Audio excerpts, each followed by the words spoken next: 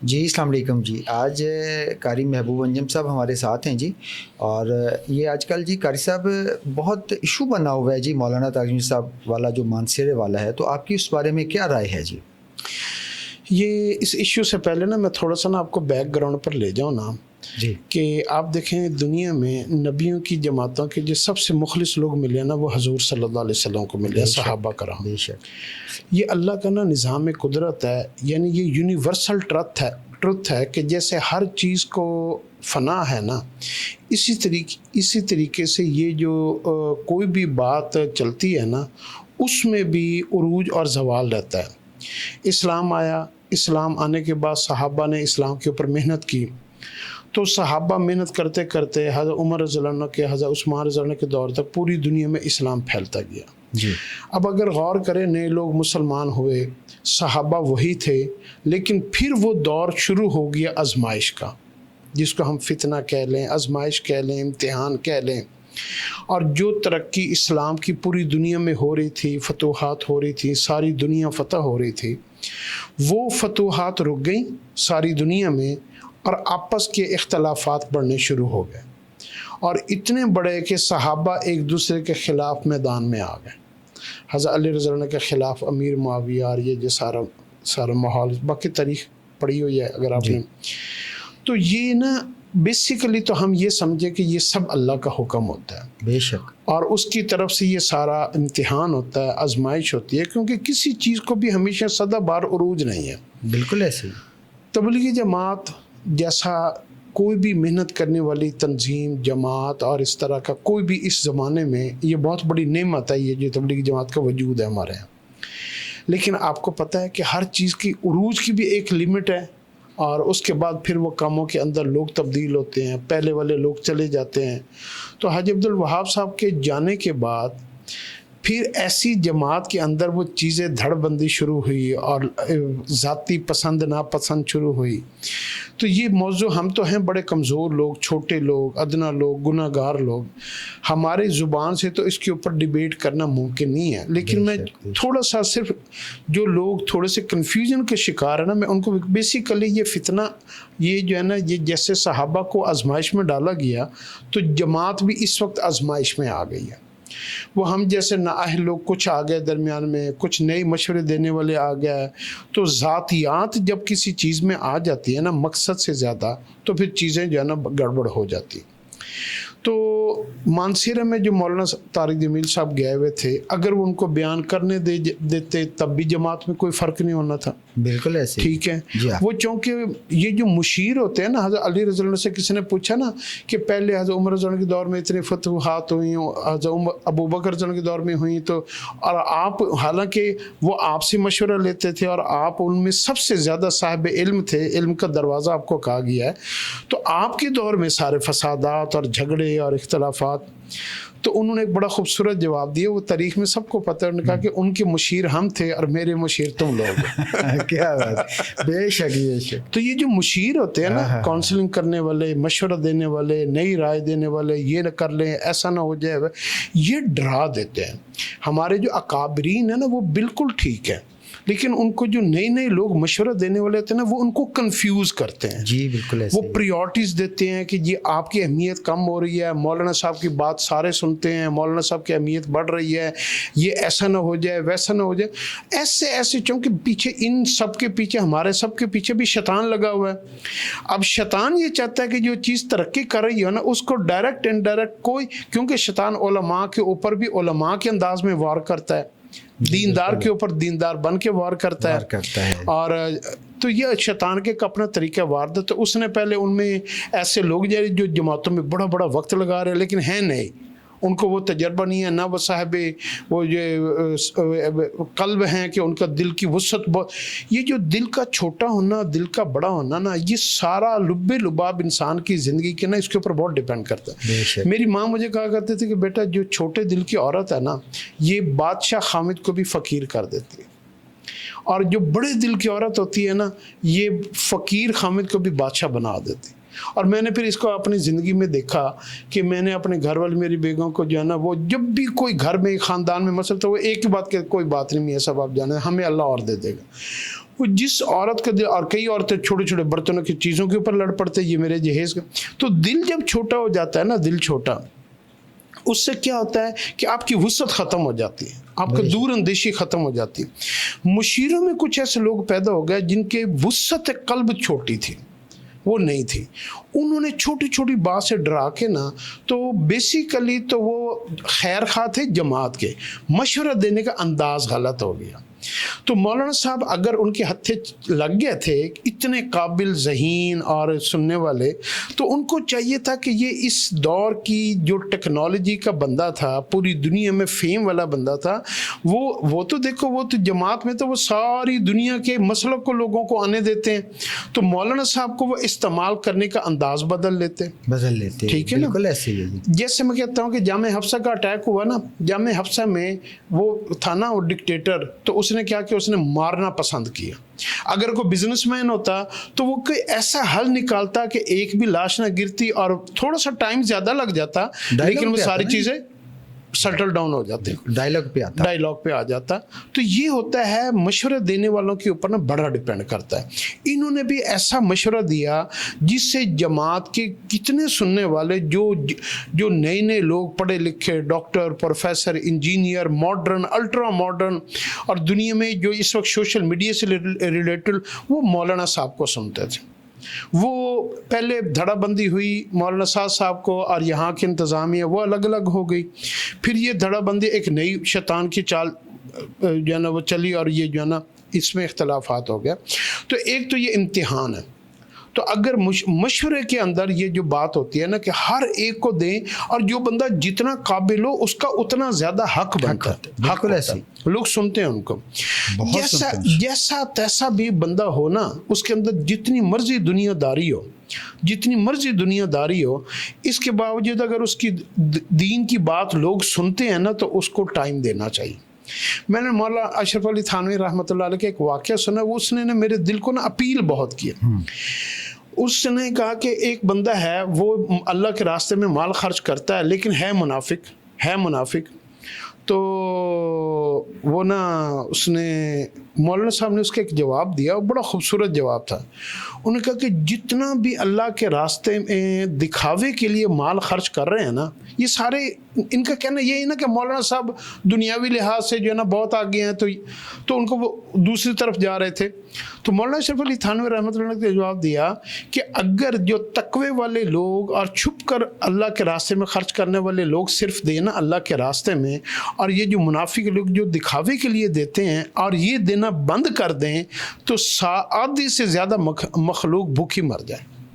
ان کو دینے دے، یہ اللہ کا کام ہے کہ اللہ کس سے کیا کام لے رہا ہے۔ بے شک بات کا نقطہ سمجھیں جی، کیا بات ہے۔ اب اگر مولانا صاحب کو اللہ نے استعمال کیا ہے، بقول ان کے وہ دنیا دار ہیں، بقول ان کے لیٹس سے کہ چلو وہ دنیا دار ہیں، گاڑیوں میں پھرتے ہیں، بڑے بڑے لوگوں کے ساتھ تعلقات ہیں، وزیر اعظم کے ساتھ تعلقات ہیں، وہ اگر استعمال تو کر رہے ہیں نا۔ میں یہاں بات کاٹ رہا ہوں جی، مولانا کیا دنیا دار ہیں، انہوں نے کبھی 1 روپے کا بزنس نہیں کیا، انہوں نے اپنی ساری زندگی وقف کر دی۔ مطلب دیکھیں نا کہ میں ان کے ساتھ کچھ سفر بھی رہا، میرا بڑا میل جول رہا ان کے ساتھ، میں نے بڑا سفر کیا، تو میں نے ان کو نہیں دیکھا وہ دین کے لیے، میں نے ان کو ایسی راتوں میں روتے دیکھا اپنی آنکھوں سے کہ میں آپ کو کیا، اور امت کے لیے، اس قوم کے لیے۔ تو وہ دنیا دار تو نہیں ہے جی، یہ جو ہے نا دوستوں کا کچھ کا کنسیپٹ۔ میں اس کے 2 پہلو بتاؤں، میں کہہ رہا ہوں کہ اگر ان کی نظر میں جی بالکل، کچھ لوگ ہوتے ہیں جن کو جتنا مرضی سمجھا لو نا، وہ کہتے ہیں نہیں جی یہ گاڑی میں کیوں ہے، یہ اس طرح کیوں ہے، یہ سب کچھ چھوڑ دیں اور جنگلوں میں چلے جائیں۔ میں سمجھتا ہوں کہ ان کی نظر میں، ہماری نظر میں تو وہ آج بھی وہ جو ہے نا وہی تقوی والی لائف گزارتے ہیں، انہوں نے دنیا کو اپنے اوپر غالب ہونے ہی نہیں دیا جی، نہیں دیا۔ اچھا، اب تو ایک تو ہو گئی یہ بات کہ مشورے میں جو کمپیٹنسی ہے نا، یہ بہت امپورٹنٹ ہے۔ پوری دنیا کے فیصلے، اگر مشیر غلط ہو جائے نا، ٹیپو سلطان کے مشیر غلط ہوئے، ٹیپو سلطان اجڑ گیا، بالکل ایسے۔ تو مشیر جو ہوتا ہے نا، یہ جان ہوتی ہے۔ اچھا، ایک تو ٹاپک یہ ہو گیا، ایک میں نے کہا کہ یہ فتنے کا زمانہ اور یہ اللہ کی طرف سے آزمائش ہے۔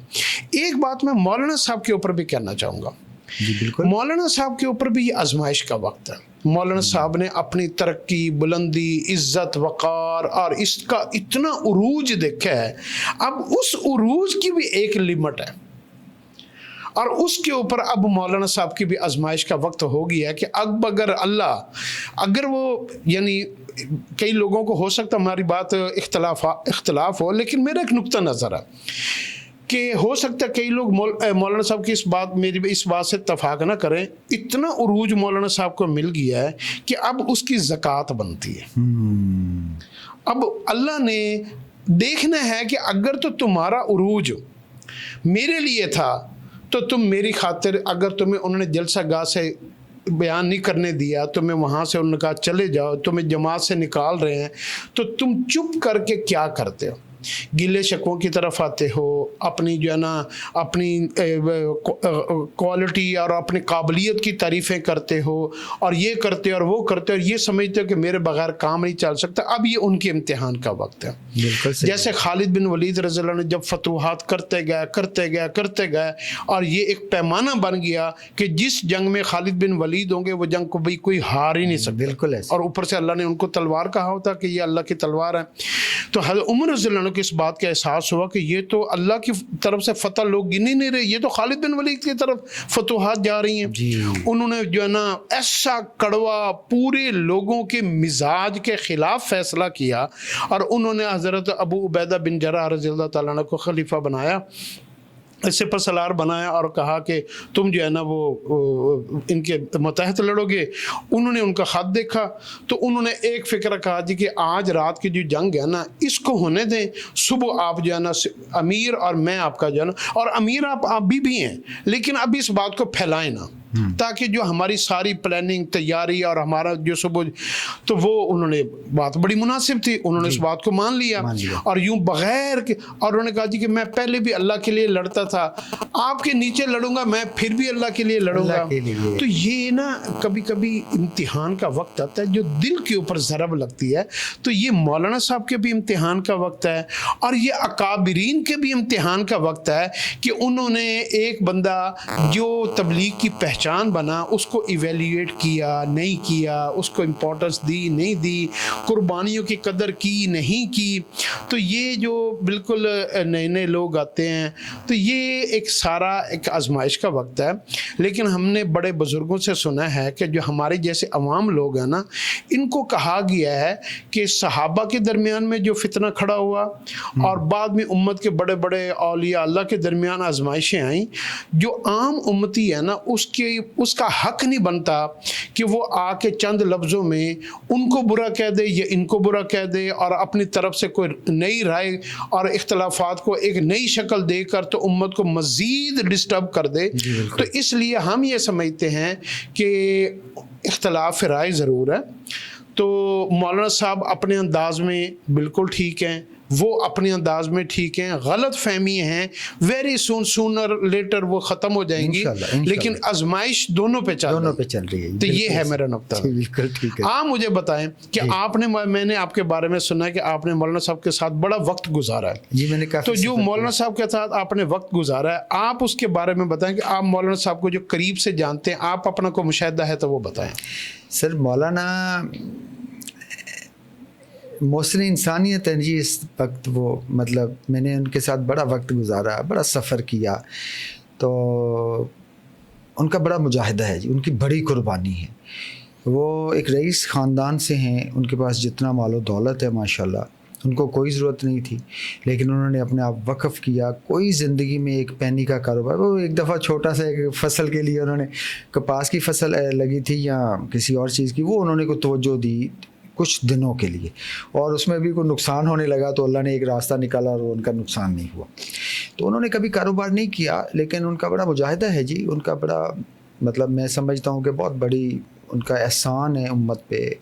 اور میں آپ کو کوئی ایسی بات مولانا صاحب کی جو ابھی تک پبلک کو آپ نے ان کے پاس رہ کر دیکھی ہو؟ جی میں آپ کو ایک واقعہ شیئر کرتا ہوں جی۔ یہاں فیصل آباد میں اسماعیل مرکز میں ایک بیان تھا 27ویں رات کا، تو مجھے فون آیا کہ آپ کدھر ہو خالد؟ میں کہ جی میں گھر پر ہی ہوں، تو آج وہ بیان پہ چلنا ہے ساتھ میں۔ چلا گیا گھر پہ، گھر سے ہم گئے ایک ہی گاڑی میں۔ تو مجمع بہت تھا اس سال جی، بہت بڑا مجمع تھا اسماعیل مرکز میں، لوگ باہر تک تھے۔ تو مولانا کو بھی جب گئے ہیں ہم اسی وقت اندازہ ہو گیا پبلک کا کہ پبلک بہت زیادہ ہے اس دفعہ۔ تو بیان ہوا، تو جب ہم وہاں سے نکلے تو سر پورے راستے اسماعیل مرکز سے لے کے گلستان کالونی میں ان کی رہائش ہے ملت چوک کے پاس عائشہ مسجد والی گلی میں، تو پورے راستے میں نے ان کو گڑ گڑا کے روتے دیکھا سر۔ یا اللہ کبھی میرے میں نہ آ جائے اس مجمع کو دیکھ کے، میں تیرے لیے، اللہ مجھ میں کبھی ایسی میری انا نہ آ جائے کہ میں تیری ذات کے لیے، میں کیا ہوں، میں تو خاک بھی نہیں ہوں۔ تو میں نے سر سارے راستے مولانا کو روتے دیکھا، سارے راستے گڑ گڑاتے ہوئے۔ میں نا آپ کی بات کا انڈورس اس طرح کرتا ہوں، ہم نے بڑوں سے سنا کہ جو فراڈیا ہوتا ہے نا، جو دھوکے باز، بے ایمان، مکار، عیار اور حق مارنے والا، اس کا کبھی دیا نہیں جلتا، ہم نے بڑوں سے سنا ہے۔ جی بالکل ایسے، اور اس کی اولاد کبھی نیک نہیں بنتی۔ جی ہاں، تو یہ ایک دنیا کی مثال ہے۔ ایسے جو بندہ جو عالم دین اس لیول کا ہو اور وہ اندر سے منافق ہو نا، اللہ کیا کرتے ہیں، اللہ اس سے پبلک کو دور کر دیتے۔ یہ ایک اللہ کا نظام ہے۔ جی بالکل، اللہ کسی بھی گمراہ بندے کے ساتھ اپنی مخلوق کو نہیں جوڑ دے۔ میں یہ سمجھتا ہوں کہ اگر مولانا صاحب کے اندر کوئی بھی اس طرح کی کوئی بھی جو لوگ کے جو ایک حاسدین، تو حضور صلی اللہ علیہ وسلم کے بھی حاسدین تھے، جی ایسے ہی، صحابہ کے بھی حاسدین موجود تھے، حاسدین تو ہر دور میں ہوتے ہیں۔ مولانا صاحب سے حسد رکھنے والے لوگ شاید آج بھی ہیں، اور وہ ان کی حسد کی تو اوپر میں کوئی کمنٹ نہیں کرتا، لیکن اگر مولانا صاحب کی ساتھ جس طرح اللہ نے مخلوق کو جوڑا ہے نا، کہ صرف پتہ لگ جائے کہ مولانا صاحب آ رہے ہیں، دکانیں، مارکیٹیں، دفتر اور کاروبار، اور ہر پبلک اور ہر طبقے کا، صرف وہی نہیں کہ جو جماعت میں لگے ہوئے ہیں، کسی بھی مسلک کے انسان ہے، کوئی بھی پروفیشن کا انسان ہے نا، وہ کہتے ہیں یار مولانا صاحب کو میں نے بیان سن کے جانا ہے۔ ایسے یہ اللہ نے لوگوں کے دلوں کو محبت کے ساتھ جوڑا ہے۔ یہ مولانا صاحب کے کھڑے ہونے کے ایک، میں سمجھتا ہوں کہ ان کی ذات کو اگر آپ کوئی بھی واقعہ نہ بتائے نا، تو یہ ایک جو بات ہے نا، یہ اس کی نشانی ہے کہ اللہ نے مولانا صاحب کو چن لیا ہوئے۔ جی بالکل ایسی ہے، بالکل ایسی ہے۔